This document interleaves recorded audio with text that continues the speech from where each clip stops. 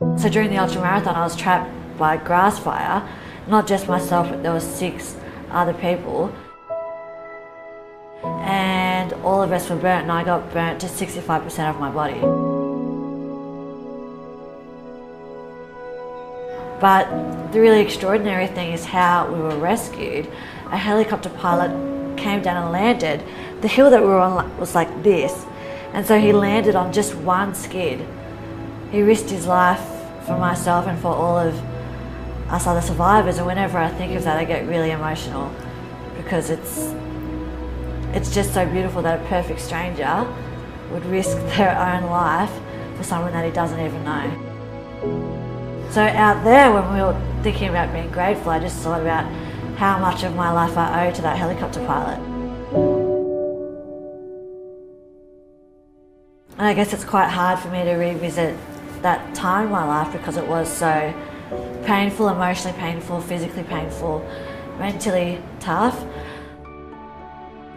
But you know, I don't think anyone succeeds without an amazing team around them. And I've been really blessed to have a really amazing partner and a really amazing mum, as well as all the medical team that were so skilled and so supportive and knew what they were doing. I trusted when they told me that in 4 years' time, I wouldn't know myself. When I compare my life now, like now 4 years onto my life before the race, a few things that I've lost, you know, like my fingers, I look different, I'm not as physically capable, but I'm grateful to the fire because it's taught me that mindset is everything in this life, and I think that's so important.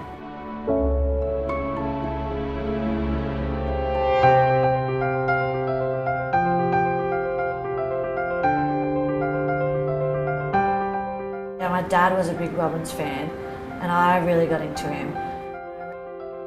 And I read his books, and because now I'm on the speaking circuit, I thought who better to learn off on how to do it than the best speaker in the world, which is Tony. So that's why I'm here. I remember the staff pulled me aside and said, Tony really wants you to do the fire walk. And in my head I was thinking, there's no way that I'm doing a fire walk. Like, fire is my biggest fear. Why the hell would I do that? That's just stupid. And as the day wore on, at some points I was like, yeah, I'm gonna do it. And then at other points I was like, oh, no, I'm too scared, I'm not ready. And I guess I used all the excuses. I used the story of what had happened to me not to do it. And then myself and my friend Jess got pulled backstage, and Tony said, are you going to do it? And I said, yeah. And that was it. I went straight after Tony. So it was really phenomenal moment. It's like when you achieve something and you look back and you say to yourself, well, it wasn't that bad, it wasn't so scary, it wasn't that tough. So I think that's just what happened with me.